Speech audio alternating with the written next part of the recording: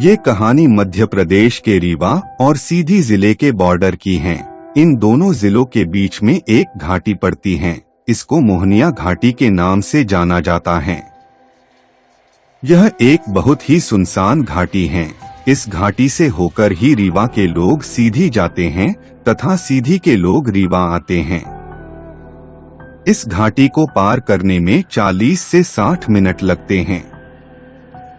दिन में भी यह घाटी डरावनी लगती है। यहाँ पर घातक मोड़ हैं, जिसके वजह से इस घाटी में आए दिन जानलेवा एक्सीडेंट होते रहते हैं। सरकार अपराध के प्रति कठोर है, इसलिए अब यहाँ पर अपराध ज्यादा नहीं होते, लेकिन एक समय यहाँ पर लूटपाट की घटनाएं एक सामान्य बात हुआ करती थी। हालांकि अब भी एक दुक्का अपराध यहाँ पर घट ही जाते हैं। रात को इस घाटी से निकलना एक मूर्खतापूर्ण और जान को जोखिम में डालने वाला काम साबित हो सकता है। ऐसा ही हमारे बड़े बुजुर्ग लोग हमें समझाया करते थे और हम लोग इस बात को बड़ा ही ध्यान से पालन करते थे। लेकिन एक बार अगस्त महीने की बात है, मुझे किसी आवश्यक काम से सीधी जाना पड़ा। रात को 12 बज रहे थे। मैं थोड़ा डरपोक किस्म का व्यक्ति हूँ, इसलिए मैं थोड़ा डर रहा था, लेकिन जाना बहुत ही जरूरी था, इसलिए जाना तो पड़ेगा। यह मानकर मैं अपने एक दोस्त को अपनी समस्या बताया और उसे भी साथ चलने के लिए कहा और बड़े बहानों के बाद वह साथ में चलने को तैयार हो गया। मेरे पास हीरो की HF डीलक्स बाइक थी। उसी में हम दोनों सीधी जाने के लिए रात को 12:12 में घर से निकल पड़े। मैं गाड़ी चला रहा था और मेरा दोस्त पीछे की सीट में बैठा हुआ था। वह बिना मन के मेरे साथ जा रहा था, क्योंकि उसे भी रात को मोहनिया घाटी पार करने से डर लग रही थी। बहुत पहले की बात है, उसके गांव के कुछ लोग इसी घाटी से होकर रीवा आ रहे थे, लेकिन वो लापता हो गए और उनका कोई अता पता नहीं लगा। उस गांव का मानना है कि इस घाटी में रात को घूमने वाले भूतों ने उन लोगों को अपने साथ ले गए थे। मेरे दोस्त ने एक बार यह किस्सा सुनाया था, इसलिए हम दोनों ही डरे हुए थे। मैं और मेरा दोस्त हम दोनों बाइक पर बैठकर सीधी के लिए निकल पड़े। आधे घंटे के बाद वह डरावनी घाटी हमारे सामने थी। अब हमें उस घाटी को पार करना था। दूर दूर तक कोई भी नहीं दिख रहा था, ना ही कोई आती हुई गाड़ी दिख रही थी और ना ही कोई जाती हुई गाड़ी दिख रही थी। एकदम अंधेरा और सन्नाटा छाया हुआ था। हम हिम्मत बांधकर उस मोहनिया घाटी को पार करने के लिए आगे बढ़े। अब हम उस पहाड़ी नुमा घाटी पर थे। रास्ते बहुत ही संकरे थे। एक तरफ ऊंचे ऊंचे पहाड़ और उनमें लगे हुए घने पेड़ थे, तो दूसरी तरफ खाई थी। इस तरीके से हम मोहनिया घाटी को पार करने लगे। मोहनिया घाटी में कई मोड़ हैं, जो कि बहुत ही डरावनी है और खतरनाक भी है। तभी मैंने अपने बाइक के मिरर से देखा कि पीछे से एक बाइक आ रही है, तो हमें एक संतोष हुआ कि चलो हम यहाँ पर अकेले नहीं हैं। थोड़ी ही देर में वो बाइक हमारे बगल से होकर गुजरी। उसमें एक 40 वर्ष की उम्र के आसपास एक आदमी बैठा हुआ है। उसके साथ एक महिला भी बैठी हुई थी। उसका पल्लू हवा में उड़ रहा था। मुझे लगा कि कहीं उसका पल्लू गाड़ी में फंस ना जाए और वह दोनों किसी दुर्घटना का शिकार हो जाएं।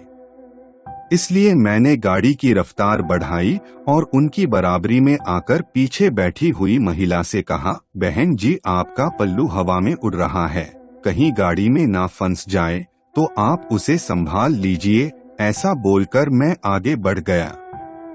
मेरा दोस्त मुझे डांट रहा था कि इतनी रात को क्या जरूरत थी समाज सेवा करने की। पता नहीं कौन अनजान लोग हैं, क्यों रात को अनजान और डरावनी जगह पर अजनबियों से बात कर रहे हो। मैं उसकी बातों को सुनते हुए गाड़ी चला रहा था और आसपास के डरावने पेड़ों को और सुनसान पहाड़ को महसूस करके अंदर ही अंदर डर रहा था। तभी पीछे से फिर वही बाइक वाला रफ्तार के साथ अपनी गाड़ी को चलाते हुए मेरी बराबरी में आया। इस बार उसके पीछे कोई महिला नहीं बैठी हुई थी।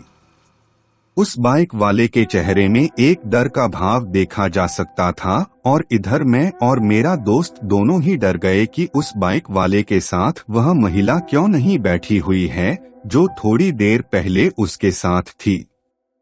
हमारे मन में अजीब अजीब से ख्याल आने लगे और प्रश्न उठाने लगा कि उस महिला के साथ क्या हुआ। हमने तुरंत उस बाइक वाले से पूछा कि तुम्हारे साथ जो महिला थी वह कहाँ है।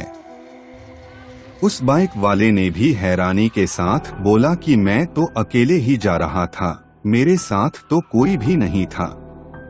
उसने जैसे ही ऐसे बोला हम दोनों दोस्त और डर गए। मैं अपने दोस्त को देखने लगा और मेरा दोस्त मुझे देखने लगा।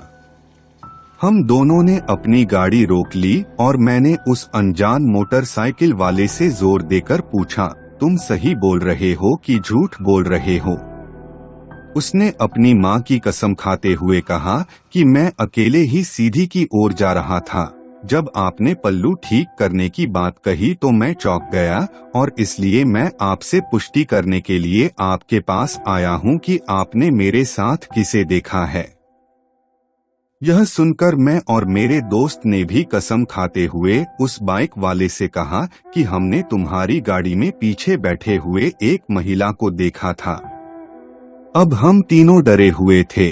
तभी हमने एक जोर की हंसी सुनी और हंसी वाली दिशा में हमने देखा तो पाया कि वहां पर एक विशाल पीपल का पेड़ था। उस विशाल पीपल के पेड़ में एक मानवीय आकृति बैठी हुई थी जिसकी जोर जोर से हंसने की आवाज यहाँ तक आ रही थी। हम तीनों डर गए और जल्दी से अपनी गाड़ी को स्टार्ट करके अंधाधुंध रफ्तार में चलाने लगे। जब भी दूसरा मोटरसाइकिल वाला हमारे बराबर पर आता तब उसकी बाइक पर हमें वह महिला बैठी हुई दिखाई देती और हम डर के मारे अपनी गाड़ी को और तेज करके उससे आएंगे निकालते। वह गाड़ी वाला भी स्थिति को भांप गया था और इसलिए वह भी अपनी गाड़ी की रफ्तार बढ़ाकर हर बार हमारे आसपास ही रहने की कोशिश कर रहा था। लगभग आधे घंटे के जद्दोजहद के बाद हम मोहनिया घाटी के दूसरी तरफ पहुंच चुके थे। मोहनिया घाटी के दूसरी तरफ एक बहुत ही लोकप्रिय हनुमान मंदिर है। वहां पहुंचते ही उस भूतनी का छाया अब हमसे दूर हो चुकी थी। जो गाड़ी हमारी भारी चल रही थी अब वह फिर से ठीक चलने लगी। हम सब मंदिर में सुबह होने तक रुके और 5 बजने के बाद ही हम लोग वहां से आगे की यात्रा के लिए निकले। उस दिन के बाद से अब कभी भी मैं देर रात को सीधी मोहनिया घाटी से होकर नहीं जाता हूँ। मोहनिया घाटी की दूसरी तरफ मौजूद यह मंदिर बहुत ही पुराना हनुमान मंदिर है। उस मंदिर पर जब हम ठहरे हुए थे तो वहां के एक बुजुर्ग पुजारी ने बताया कि मोहनिया घाटी में एक भूतनी रहती है जो कि प्राणघातक तो नहीं है लेकिन रात को पहाड़ी से गुजरने वाले यात्रियों को थोड़ा परेशान करती है।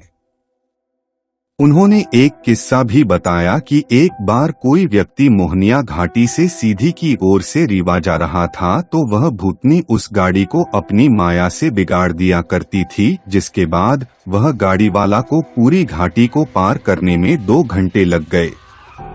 यह किस्सा सुनने के बाद अब मैं तो सीधी जाने के लिए दिन का समय ही चुनता हूँ और अगर रात के 10 बजे के बाद जाना हो तो मैं बिल्कुल प्रयास करता हूँ कि मैं वहाँ से होकर नहीं जाऊँगा।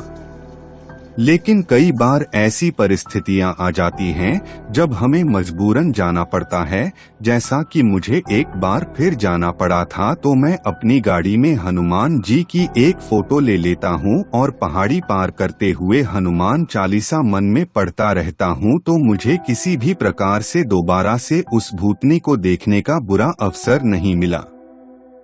दोस्तों, अगर आपको डरावनी कहानियां पढ़ने का शौक है तो आप हमारी हॉरर ई बुक खरीद सकते हैं। इसमें आपको डरावनी कहानियां डरावनी चित्रों के साथ मिलेगी, जिससे कहानी पढ़ने में ज्यादा मजा आएगा। इस ई बुक की कीमत मात्र 49 रुपए है।